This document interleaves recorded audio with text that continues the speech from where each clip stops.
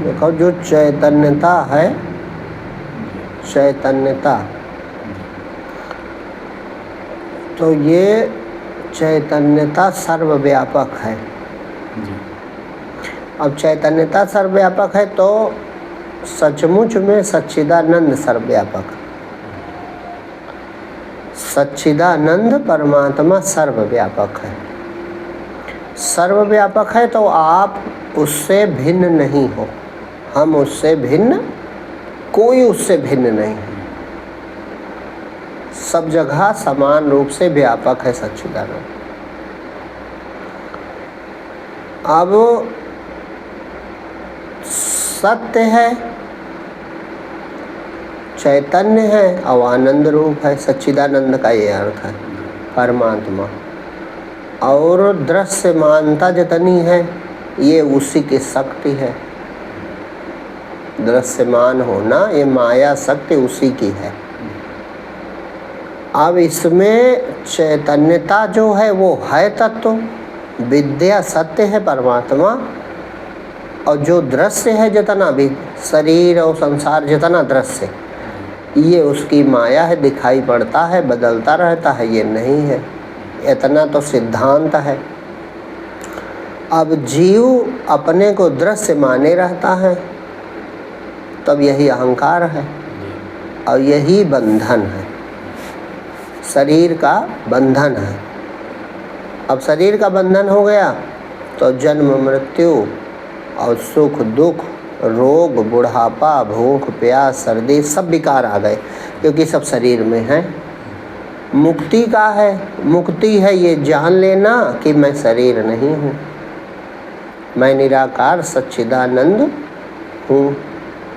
यह अवस्था प्राप्त हो जाए तो जीव का जीव भाव खत्म हो जाए, वो ब्रह्म हो जाए। तो इसमें करना केवल इतना है कि ये बात ठीक से पहले समझनी होती है और फिर उसी में स्थिर रहना होता है, तो अपने आप सत्य प्रकट हो जाता है। समझना ये है कि अकेला चैतन्य नहीं रहता,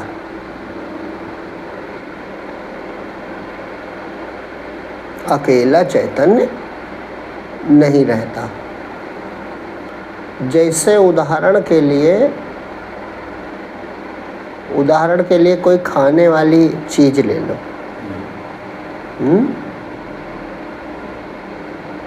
कोई खाने की चीज ले लो, जैसे मान लो सेब है, तो सेब का एक आकार है, और सेब में एक खुशबू भी है, और खाने पे एक स्वाद भी है। माने उसका आकार भी है, उसमें खुशबू भी है और उसमें स्वाद भी है, लेकिन तीनों चीज़ें एक इंद्री नहीं ग्रहण करती। जैसे मान लो आँख बंद हो और हाथ से त्वचा से न छुओ, तो सिर्फ नाक जो है खुशबू ग्रहण करेगी, और नाक खराब हो ना काम करे, केवल आँख से देखो तो आकार रूप ग्रहण करेंगे। और जब उसे हम हाथ से पकड़ते हैं तब उसका जो ठोसपना है, उसका जो भार है वो महसूस होता है। और जब हम खाते हैं तो जिह्वा पर पहुंचकर तब स्वाद आता है उसका। तो एक इंद्री एक ही चीज़ ग्रहण करती है, लेकिन उसमें हैं 3-4 चीज़ें, 5 तत्व हैं, लेकिन एक इंद्री का अगर प्रयोग किया जाए तो एक ही चीज़ ग्रहण करती है। तो जब एक ही चीज़ ग्रहण करती है तो मान लो ऐसा हो कि एक ही चीज़, कुछ ऐसा उदाहरण हो कि जहाँ एक ही चीज़ ग्रहण करें, बाकी 2-3 चीज़ें छूट जाए, तो ये कहा जा सकता कि एक ही क्यों ग्रहण किया। तो ये इंद्री का स्वभाव है कि वो एक ही चीज़ ग्रहण करती है। जैसे नाक है तो केवल सुगंध ही ग्रहण करेगी, जिह्वा स्वाद मात्र बताएगी, त्वचा है उसका स्पर्श, उसका भारीपन, उसका वजन, ये अनुभव करेंगे। इसी प्रकार से जो सच्चिदानंद है, ये उदाहरण था। परमात्मा है तो सच्चिदानंद, लेकिन ये जो बुद्धि होती है इसमें केवल ज्ञान की शक्ति ही ग्रहण कर पाती है। इसीलिए संसार में आनंद का अनुभव वो नहीं कर पाता। हाँ तो जानता है केवल चैतन्य है हम, आनंद तो हम में नहीं है। माने हम, वो ये भी नहीं जानता कि ये ईश्वरीय गुण है आनंद जानने का। जानता तो वो ये भी नहीं कि ये जो हर चीज़ हम जान लेते हैं तो ये जानने का गुण ईश्वर का है, चैतन्यता का, चेतना का गुण है। यह भी लोग नहीं जानते। वो जानते हैं हम बुद्धि से जानते हैं। बुद्धि जड़ तत्व है, बुद्धि नहीं जान सकती। बुद्धि में जब चेतना प्रकाशित उसको करती है तब उसमें जानने की शक्ति आ जाती।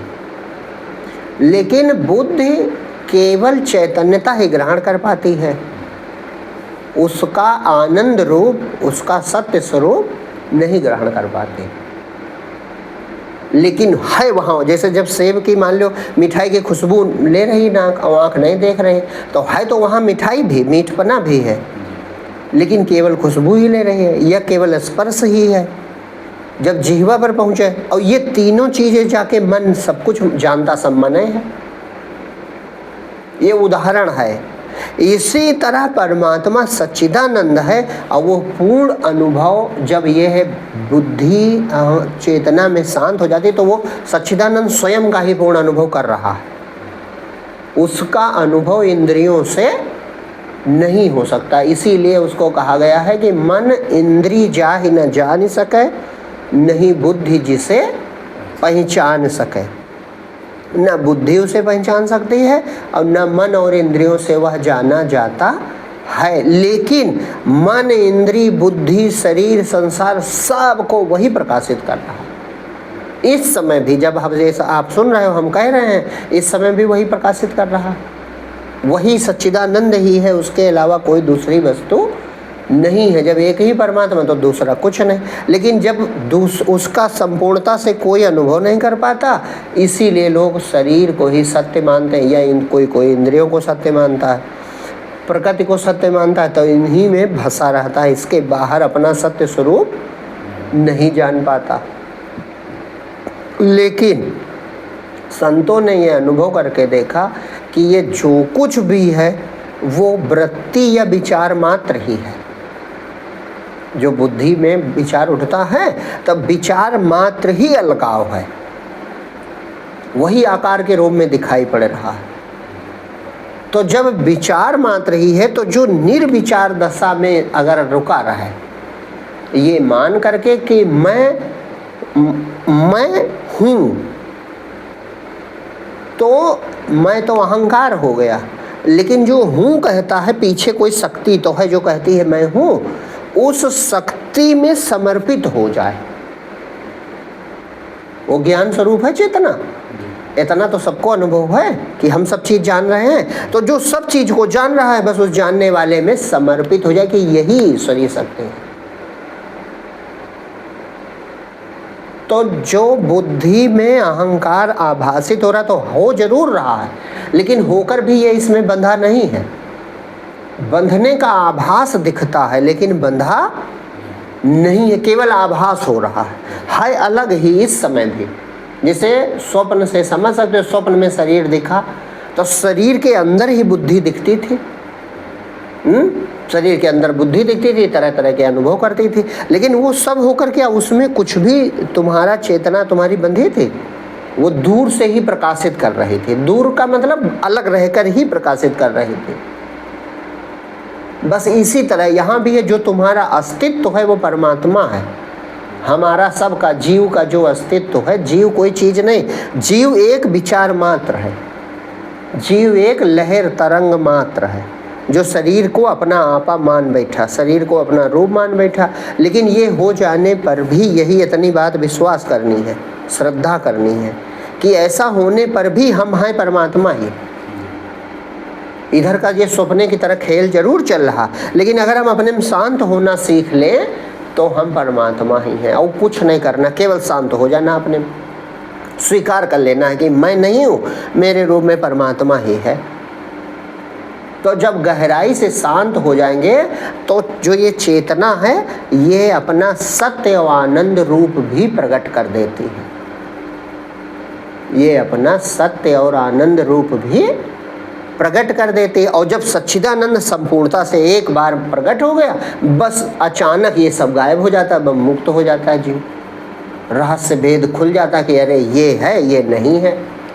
जैसे नींद से जागे, कितना बड़ा सपने का भ्रम था, और कहा अरे ये तो है और ये तो था ही नहीं, हम बिना मतलब परेशान थे। तो बुद्धि केवल चैतन्यता जरूर ग्रहण कर रही है, लेकिन जब बुद्धि विचार शांत होता है तब वहाँ पूरा सच्चिदानंद ही है जो इसको प्रकाशित करा, केवल चेतना नहीं है। मतलब केवल एक गुण उसका नहीं है चैतन्यता का, चेतना सच्चिदानंद का ही पर्यायवाची, वो संपूर्ण रूप से प्रकट हो जाए। तो अब इसमें एक ही उपाय है कि मैं जो हूँ, ये मैं समर्पित हो जाए, क्योंकि जानने का प्रयास करेगा तो बुद्धि बनी रहेगी। तो इसीलिए कहा जाता है अहंकार हटाना है। अभी जो मैं का विचार है ये अहंकार है, और जिस मैं की बात वेद कहते हैं, शास्त्र कहते हैं, जो हम कहा करते हैं मैं हूँ, वो परमात्मा चेतना की बात है। मैं हूँ माने वो कहने की जरूरत है नहीं, मैं हूँ। मैं हूँ जब हम कहते हैं तो जो अस्तित्व है, जिस अस्तित्व से, जिस शक्ति से ये बात उठती है, वो है हमेशा कि नहीं है। तो बस वही कहने की जरूरत नहीं है, उसी में शांत हो जाना है। मैं को हूं में शांत रहना है। मैं को हूं में, हूं माने जो शक्ति अस्तित्व है, उसी में समर्पित हो जाना कि यही है, बात खत्म। अलग से मेरे होने की कोई जरूरत नहीं है, क्योंकि असंख्य जीव भाव उठ रहे हैं। अलग से मैं रहूं या ना रहूं, जैसे गहरी नींद में मुझे मेरा होश नहीं रहता, लेकिन फिर भी मैं रहता हूं, है ना। तो उस दशा को अगर प्राप्त करना है तो इस मैं के विचार को अपने आधार में शांत होना है, बस, और कोई साधना नहीं। तो सच्चिदानंद जो है वो प्रकट हो जाता है।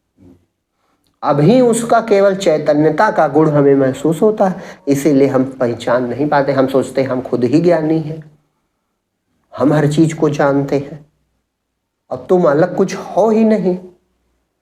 हम अलग कुछ नहीं है, वह एक चेतना जो परमात्मा है वही असंख्य बुद्धियों में भी प्रकाशित हो रहा है। बुद्धि में वो प्रकाशित होता है और अन्यत्र नहीं प्रकाशित होता, लेकिन प्रकाशित वो सबको कर रहा है। चाहे जीवित शरीर और मृत शरीर, दोनों परमात्मा बराबर।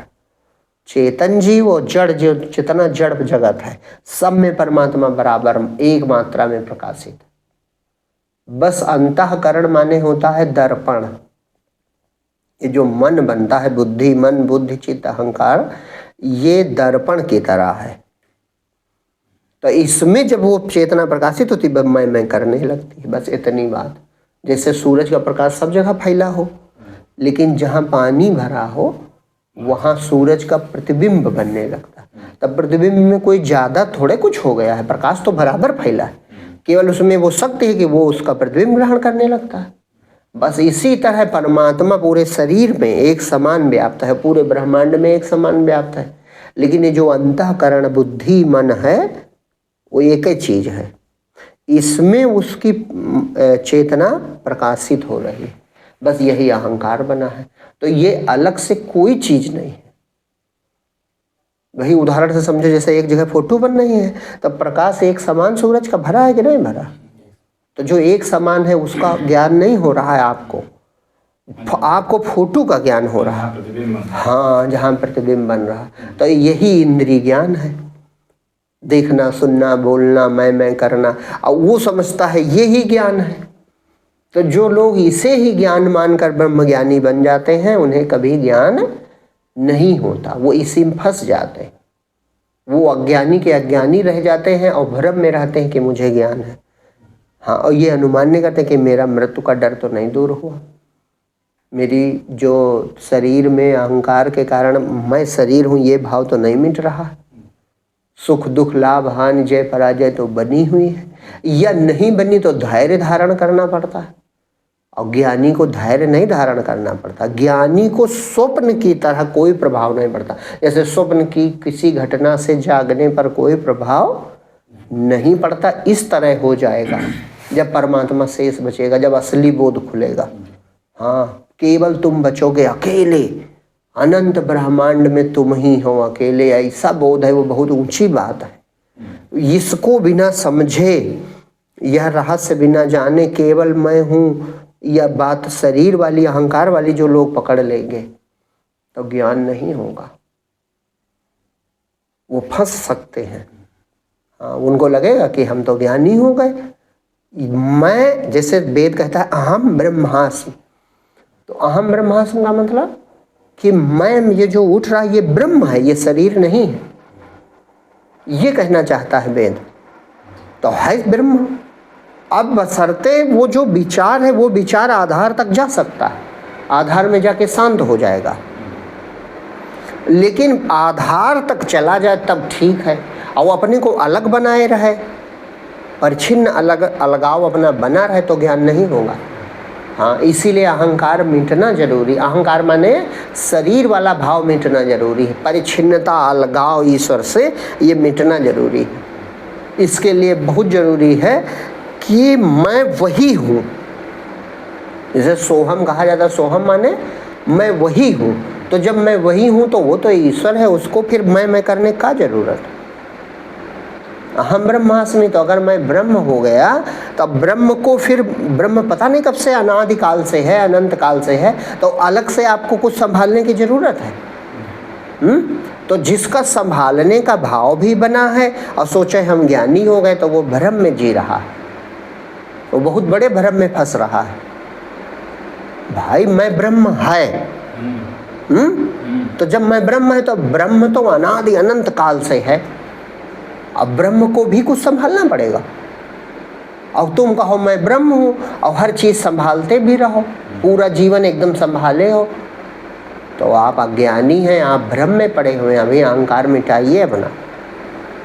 इस सब के लिए जो, जैसे हम बात तो कहते हैं, लेकिन वो बात कहाँ कही जा रही है ये समझो। हम निराकार की बात करते हैं। इस शरीर की जो चेतना है वो ब्रह्म है। इस शरीर में जो वो शरीर में नहीं है, चैतन्यता है, वो पूरी दुनिया को प्रकाशित कर रही है, उसमें स्थान भी नहीं। किस स्थान से प्रकाशित कर रही है ये भी नहीं है। जैसे स्वप्न को आपने कहाँ से प्रकाशित किया कोई पता है? वो है तो है, तो उस अपने जो अपना होनापन है उसमें आप टिके रहो तो शरीर भी मिट जाता है, संसार भी मिट जाता है। जैसे सुसुप्ति में कुछ नहीं बचता, इसी तरह तब बोध होगा, तब असली ज्ञान खुलेगा, तब समझ जाओगे कि हाँ यही परमात्मा है, इसके अतिरिक्त और कुछ नहीं है। ये चैतन्यता है ईश्वर की ही, लेकिन तुम चैतन्यता से अपने को, शरीर को चैतन्य मानकर अलग अगर बने रहोगे तो ज्ञान नहीं होगा। यही इतनी बारीक बात है। तो इसमें आंख मूंद के समर्पित हो जाइए। कैसे ज्ञान हो? तो युक्ति है कि मैं वही हूं, इस भाव से समर्पित रहो। तुम कुछ ना करो, ना कुछ करो, ना सोचो, ना विचारो, बस समर्पित हो जाओ, वही है। हमेशा यही भाव रखो, अपना ना बनो, अपने को सौंप दो भगवान को, चेतना को, पूर्णता को, तथता को सौंप दो कि हमारे ये जो चेतना है ये वही है। ना कुछ मिटाओ ना कुछ घटाओ। शरीर स्वयं में कुछ नहीं है। शरीर न बोल सके, न चल सके, न देख सके, सब चेतना की शक्ति से होता है। तो जब चेतना सौंप दिया आपने तो शरीर यंत्रवत हो जाएगा। अब फिर चेतना चलाएगी जैसा चलाना होगा। तो जब बोध होगा तो बहुत निहाल हो जाएगा आदमी कि हाँ ये तो बहुत ऊंचा ज्ञान था, हम जानते नहीं थे। और सब कुछ हमारे कंट्रोल में बुद्धि के चल रहा है और हम सोचे हमें ज्ञान हो गया, तो बंधन में हो गया। वो ज्ञान के लिए अहंकार की मृत्यु अति आवश्यक है। अहंकार की मृत्यु हो जाए तब असली मैं प्रकट होगा, वो ब्रह्म है। और ये उसी का प्रकाश है, इसलिए इसको आधार तक शांत होने के लिए हम कहा करते हैं। जैसे मैं हूं तो मैं अंतिम हद तक जाके डूब सकता है, तो वो डूबने के लिए मैं को पकड़ो, बनने के लिए मैं को ना पकड़ो। भाई हम जो कहते हैं हमेशा तो कहाँ कहते हैं मैं सबसे अंत तक जा सकता, तो मैं को भगवान को सौंप देना है। भगवान को माने अपनी ही आत्मा को, पूर्णता को। मैं जो है ये परमात्मा है, ये सच्चिदानंद है, बस शांत रहो, कुछ नहीं करना है। मैं जो है ये सच्चिदानंद की शक्ति है, बात खत्म हो गई। तो मैं कहाँ बचा? समर्पण करना है, तब पूर्णता का बोध होगा। और अभी जो मैं शरीर को मान रहा है अलग अपने को, ये अहंकार है। हाँ, ये अहंकार है। और यह अगर यही ज्ञानी बनने लगेगा तो बोध से चूक जाएगा। हाँ, फिर बोध नहीं होगा। बोध के लिए मैं हूँ में डूब जाए। जब हम ये भी तो समझ, जैसे हम ये भी तो कहते हैं कि मैं हूँ कहने के लिए कोई शक्ति है, मैं हूँ कहने के लिए कोई अंदर ताकत नहीं महसूस होती। बस उसी में शांत रहो, वो परमात्मा की शक्ति है। शांत हो जाओ उसी में। जब कोई विचार ना बचे तो वो शक्ति शेष बच जाती है। हाँ, वही परमात्मा है। तब वह पूर्ण रूप से प्रकट हो जाएगी। और अगर केवल अलग से ये मैं बना रहा आपका परिच्छिन्न, जो जानता कुछ नहीं है, और ज्ञानी भी अपने को मानने लगा, तब तो बेचारा बंधन में पड़ जाएगा।